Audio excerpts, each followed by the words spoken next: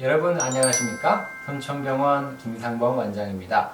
오늘은 발목 연골 손상에 대해서 알아보는데요. 특히나 그 분류, 연골 손상이 어떻게까지 분류가 되는지, 그리고 증상, 그리고 진찰에 대해서 알아보도록 하겠습니다. 분류는 엑스레이로 분류할 수 있고 CT, MRI로 분류를 할 수 있는데 가장 많이 쓰이는 것이 엑스레이예요. 그래서 번트와 하티 우리가 분류를 하셨습니다. 원래 제시한 분류는 엑스레이에 의한 것인지 아니면 수술적 소견에 의한 것인지는 불분명했는데 뒤에 와서 슥 이렇게 조사를 해보니까 아무래도 방사선 엑스레이로 분류를 한 것이 맞다라고 이야기를 했고, 어떻게 분류를 이렇게 했어요? 라고 물어보니까 임의적으로 했어. 그냥 되는 대로 했지 뭐 특별한 게 있었나? 라고 이렇게 아주 시원시원하게 대답을 하셨다는 번트와 하티 선생님이에요. 임의적으로 했다 합니다.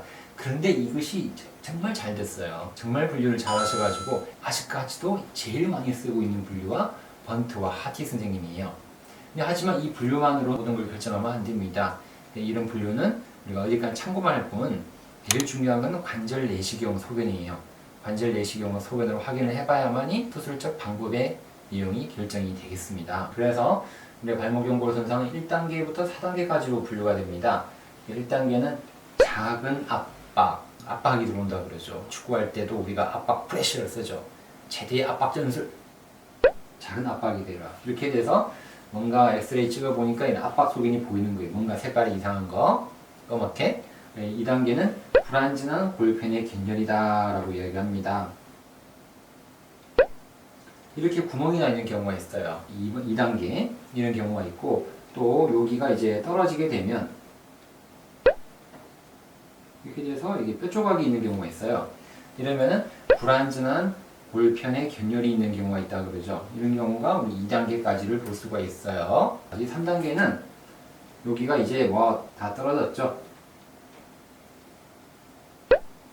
다 떨어졌는데 그래도 비전이된 이게 움직이지 않는다는 거예요. 전이가 안 됐다.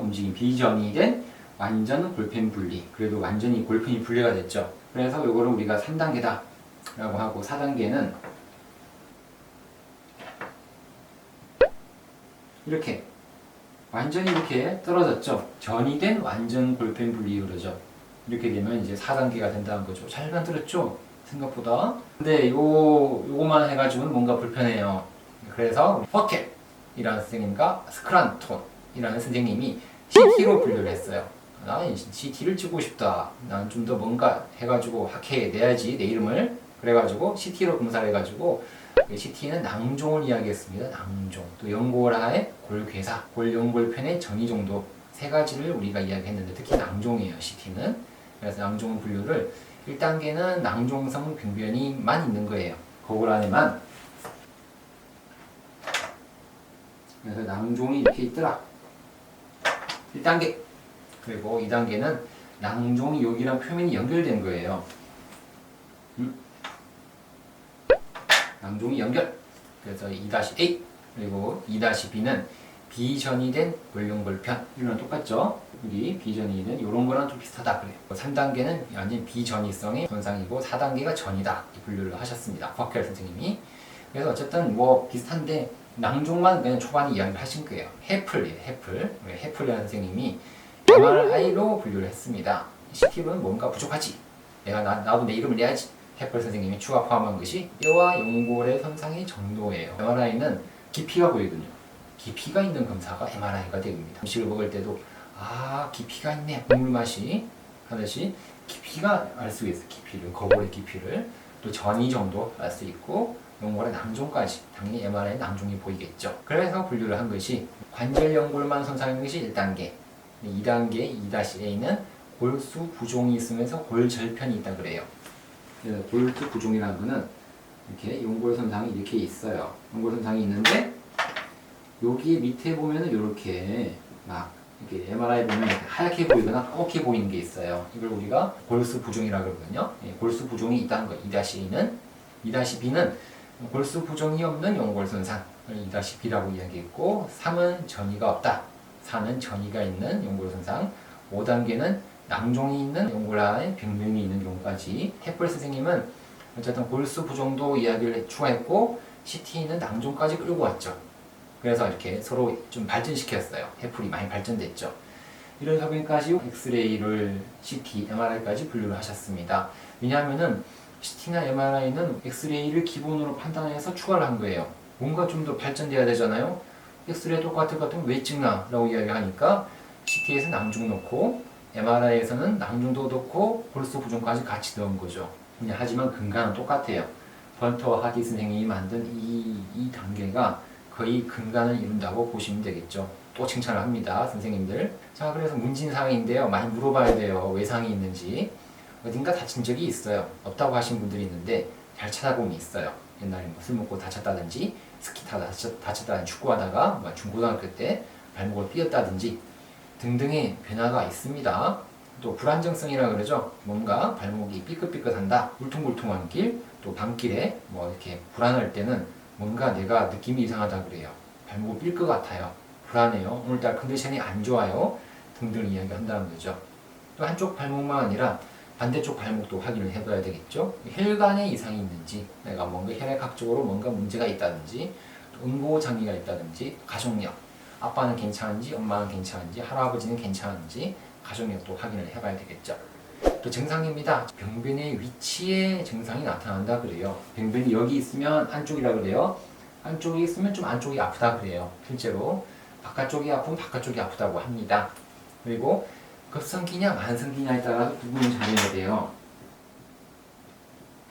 급성기로 처음에 다치고 막 이렇게 할 때는 막 부어요. 붓고 또 출혈이 생기거든요. 그러면 우리가 핏자국이 좀 있어요. 멍이 들었다 그러죠. 그런 것도 출혈이 좀 생기게 되고 관절 운동이 뻑뻑하니까 안 되게 되죠. 관절 운동에 제한이 생기게 됩니다.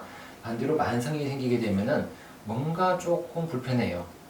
급성으로 막 심하게 아픈 게 아니라 뻑뻑하게 둔한 느낌의 통증이 있다 그러고 강직도 있어요. 왜냐하면은 뭔가 뻑뻑하니까 둔한 느낌과 함께 오래되면서 관절 각도가 스스로 천천히 줄어든 거죠. 그래서 뻑뻑한 강직이 있습니다. 그래서 급성과 만성을 구분할 수 있죠. 그 다음에 연골 손상의 의심 증상들이 있어요. 그래서 연발음이라 그래요. 뭔가 소리가 나요. 발목을 움직였을 때 떨컥떨컥 툭툭 하는 느낌의 소리가 나면 연골이 안 좋더라 라고 이야기할 수 있고, 또 체중 부하해서 뛰어봐요. 뛰어봤는데 뭔가 통증이 있더라. 그러면 안 좋다는 거죠. 우리가 일반적인 생활, 회사 출근하고 집에 오고 공부하고 할 때는 별로 안 아파요. 근데 운동을 많이 하고 뛸 때 아프다 그래요. 꼭 물어봐야 돼요. 뛸 때 아프냐? 운동해서 아프냐? 등등 꼭 물어봐야 됩니다. 그리고 또 기계적인 마찰음, 움직일 때 뭔가 뜨뜻 찌직한 소리가 들리는지, 그럼 연골 현상이에요, 이거는. 그리고 또 반복적인 부종, 10년 전에 부었다, 5년 전에 부었다, 1년 전에 부었다, 한 달 전에 부었다 등등. 부종은 만성도 그렇고 급성기도 그렇고 둘 다 부종이 많이 나타나요. 그래서 관절 안에 부종이 있으면 연골 손상을 꼭 의심을 해볼 수가 있습니다. 중요한 소견이에요. 락킹, 잠김 현상인데 이런 볼펜들이 움직이다 보면은 걸리게 되죠. 그러면은 유리체나 연골 피판에 의해서 락킹이 생기게 되면 발목이 딱 걸려요. 무릎도 마찬가지예요. 무릎도 연골이 안 좋게 되면 딱 걸려요. 락킹 현상은 무릎이랑 발목 쪽이 많이 생기게 됩니다. 팔꿈치도 연골도 마찬가지예요. 팔꿈치 우리 유튜브 영상 있잖아요. 방지성 골룡 보면은 걸리죠. 걸려서 안 움직이게 돼요. 그래서 어쨌든 연골 하면은 락킹, 연골은 락킹이 돼서 안 움직인다는 것이 전형적인 소견이에요. 이런 것도 알아놔야 됩니다. 소리가 나고 마찰이 생기고 운동할 때 아프고 붓고 락킹, 이런 것들이 연골 손상의 주요 증상들이 됩니다. 진찰을 해봐야 되는데요. 근데 연골 손상은 딱 특별하게 우리가 무릎하면 우리 맹물의 검사, 또 십자인대 하면 전방전이 검사처럼 딱 이렇게 검사가 있지가 않아요. 특이적 검사는 없어요. 그래서 뭐 대강적으로는 급성기에는 붓고 출혈이 날 수 있고 증상이 또 늦게 나타나는 경우가 있고 전혀 이상 소견이 없는 경우도 있어요. 그렇기 때문에 특별하게 관찰되는 소견은 없습니다. 하지만 앞통이 조금 있다 중요한 증상이 됩니다. 중요한 우리가 검사가 돼요. 앞통 눌러서 아픈 거예요. 후내측 안쪽에 후내측에 병변이 있을 때는 발목을 이렇게 해서 안쪽으로 눌러봐요. 안쪽으로 눌러보면 알 수 있고, 그리고 바깥쪽 전외측일 때는 발목을 밑으로 해서 바깥쪽으로 눌러보면 알 수 있어요. 그래서 안쪽은 발목을 위로 해서 눌러보고 바깥쪽은 이렇게 해서 눌러보게 되면은 그런 앞통일로 연골 손상을 촉진을 할 수가 있습니다. 하지만 여기 보면 활인막이라고 있어요. 관절에는 꼭 용골만 안 좋은 게 아니라 활액막에 둘러싸여 있는 여기에 만일에 활액막에 염증이 생겨져 있다 그러면 이게 눌러보게 되면 용골이 아니라 활액막이 염증으로 아픈 거예요. 그러면 아니죠. 그래서 압통은 비특이적인 검사라는 거죠. 우리가 꼭 이 특이적으로 무조건 용골 손상이다 알 수 있는 게 아니라는 거죠. 그래서 이런 것들을 좀 더 알아봤습니다. 분류도 알아보고 증상도 알아보고 우리가 이런 검사는 압통까지 좀 알아봤는데 그래도 뭔가 좀 부족하죠. 그래서 영상을 준비했습니다. 영상을 보고 이해를 도와드리도록 하겠습니다. 그럼 번터와 하티의 분류를 영상을 좀 보겠습니다. 제가 화이트보드에 그린 거랑 비슷하죠. 이게 더 좋죠? 잘 그려졌네요. 1단계는 이렇게 연골 손상이 보이고 2단계는 이렇게 열려져 있죠. 열려져 있고 2단계 B는 이렇게 절편이 보이는데 그래도 좀 안정적이죠. 이렇게 보이고 3단계는 떨어졌어요. 떨어지고 하지만 비전이 4단계 되면 이거는 전이 완전히 움직인다 라는 거죠. 이렇게 1, 2, 3, 4단계로 번트와 하티 선생님이 분류를 하셨습니다. 여기를 또 다른 모양으로 좀 보죠. 1단계는 이렇게, 2단계는 이렇게 약간 더 피해져 있고 3단계는 비전이 골편, 4단계는 완전히 전이 돼서 골편이 움직이죠. 이런 경우는 우리가 완전히 많이 아파요. 락킹. 소리도 많이 나고 아프겠죠. 그래서 이런 1, 2, 3, 4단계도 이제 적응이 잘 되시죠. 화이트보드랑 보고 이 그림도 보고 이 그림도 보니까 구분이 잘 됩니다. 엑스레이 보시죠. 엑스레이 보니까 이렇게 연골 손상이 보이죠. 이걸 모양을 보고 우리가 1, 2, 3, 4단계를 분류를 할 수가 있다는 거죠. 퍼켈 선생님의 CT는 낭종이라 그랬죠. 낭종이 형성되어 있죠. 1단계 낭종이 형성된 것이 보이고 나머지는 또 비슷하죠. 2단계 A, 2단계 B, 3단계, 4단계 비슷하죠. 퍼켈 선생님은 CT로 1단계를 낭종이 있더라라는 것을 강조를 했습니다. 나머지는 우리가 번터와 하티 선생님 분류랑 똑같죠. 이렇게 또 다른 모양으로 보면 낭종이 보이고 이렇게 골절편도 보이고 비전이도 보이고 전이도 보이고 이렇게 CT 분류가 됩니다. CT상에서 보면 이렇게 떨어졌죠. 스테이지 4로 보셔야 되겠죠. 전이 된 골절편이 보이죠. 애플 아닙니다. 해플 선생님이 분류를 한 거. 이거는 골수 부종을 본다 그랬죠. 여기 보면 이렇게 까만색 점들이 보이죠. 이게 골수 부종이에요.